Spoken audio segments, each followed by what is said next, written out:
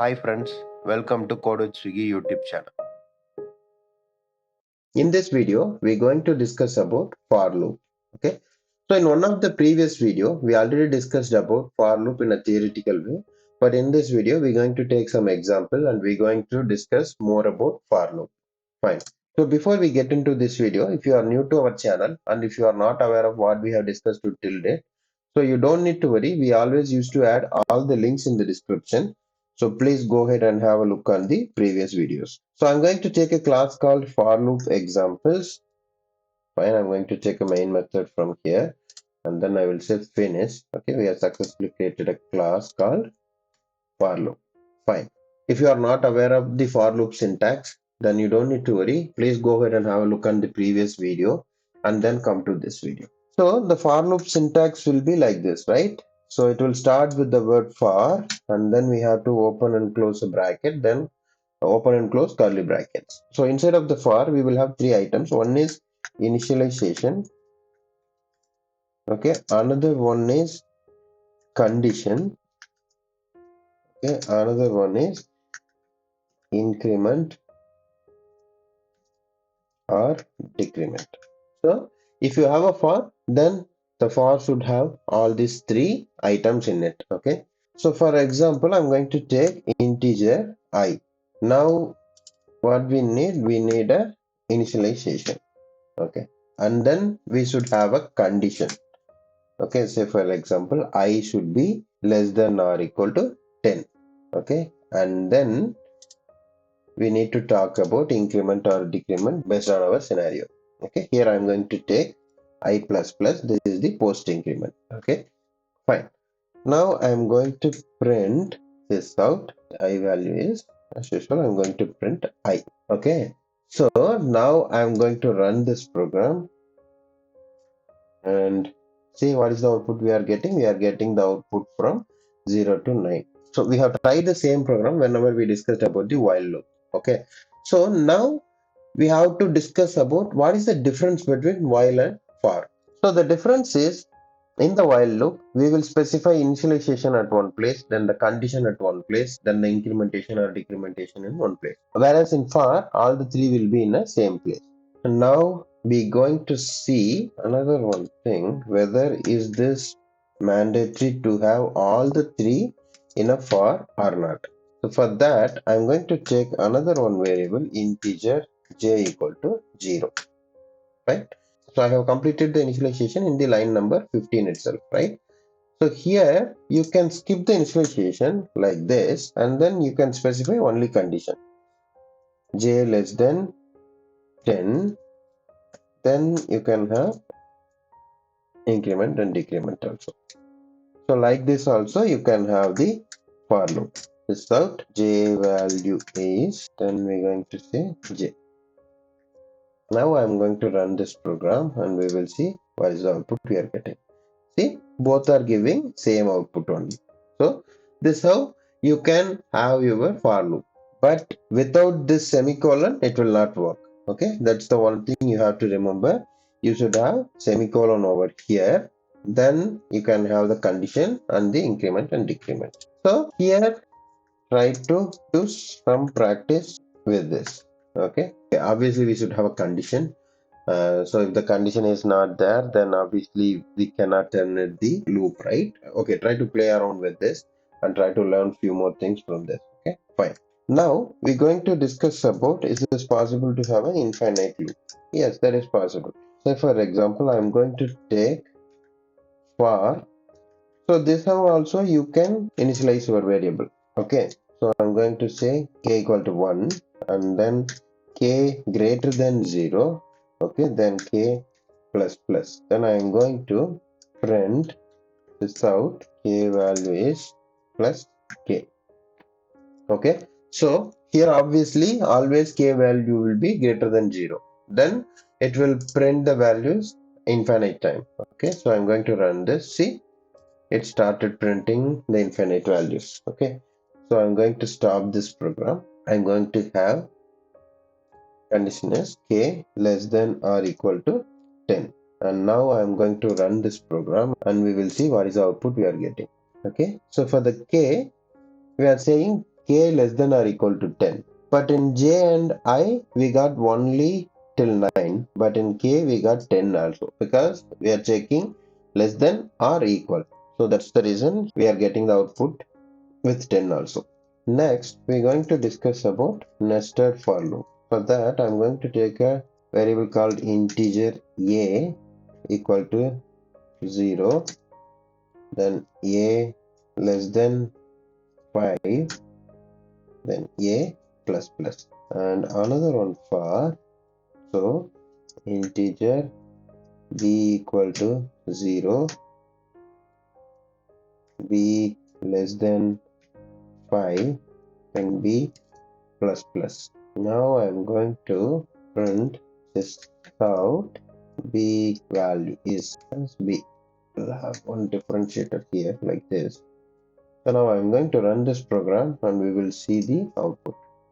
So see, from here it's starting, the b value is 0, b value is 1, 2, 3, 4. Okay, and then again it's starting, b value is 0, 1, 2, 3, 4. The same way b value is starting from 0 to 4.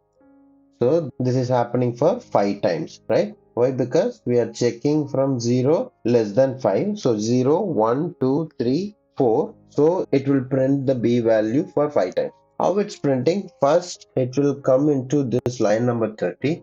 Okay, and it will check for a is less than 5. Yes, the a is less than 5. Then it will come to the line number 32, and then now it will check for b equal to 0 and b is less than 5. Yes, true. Then it will print the b value as 0. Okay. Then it will not go back to 30. Okay. It will run through all the iteration in b. Whenever it gets terminates, then only the control will be transferred to 30 for the next iteration. So that's the reason we are getting 5 values in B, that is 0, 1, 2, 3, 4 for each and every iteration of A. So here A also we are checking less than 5. So the A also has to run for 5 iterations. So that's the reason for single iteration of A, it will print 5 values in B. Then for the next iteration of A, again it will print 5 values in B. So this is how the nested for loop will work in Java. So you can consider like row and column. In the first row, we are having a 5 columns. The second row, we are having 5 columns. The third row, we are having 5 columns. To elaborate it a little bit more, you can say like it's a row, it's a column. I think now you can visualize more about the nested for loop. Okay, fine. So if we remove this println, okay, then you can see the output in a different way. Okay, so I'm going to say only B here. I'm going to run this program and see what is the output we are getting. See, it's giving output 0, 1, 2, 3, 4, again 0, 1, 2, 3, 4, 0, 1, 2, 3, 4, like this. Okay, fine. So, but if you want to give a new line after each and every iteration of second for, then you have to say a this out, give one small space here. Okay, now if you run this program, this space is not needed.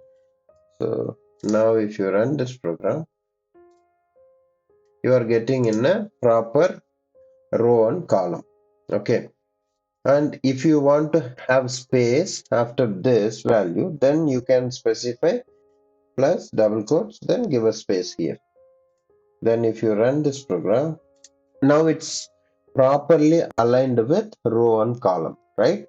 So the row number 1 have 5 values starting from 0, 1, 2, 3, 4. Then the row number 2 having 5 columns, then row number 3 having 5 columns.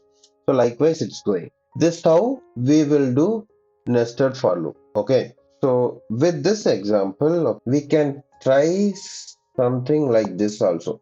So now I'm going to say instead of B, okay, I'm going to print star here, star, then a space. Okay, now I'm going to print like this. Now what is the output we're going to get?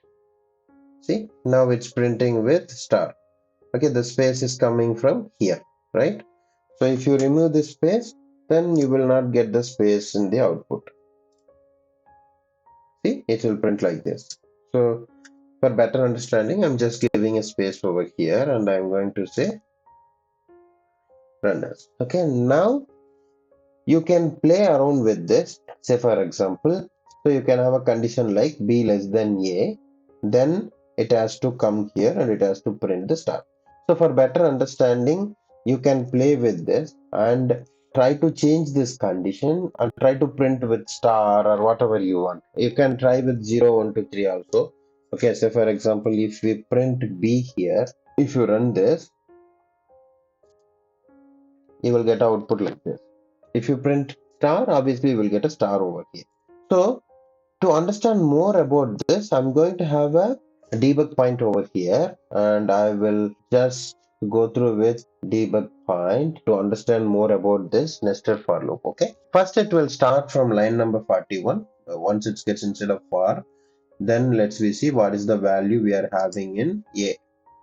Okay, see now the a value is remains 0. Okay, and the condition is satisfied because a less than 5, there is 0 less than 5, it's true. That's the reason it's come to line number 43. Fine. Now I'm again going to do step over to see the output. So what the condition we are checking, b should be less than a. Okay, here the a value is 0, b value is also 0. Okay, so that's the reason it's not get inside of the second for. Okay, because this condition is false. 0 is less than 0, no. So then it's trying to print one new line over here.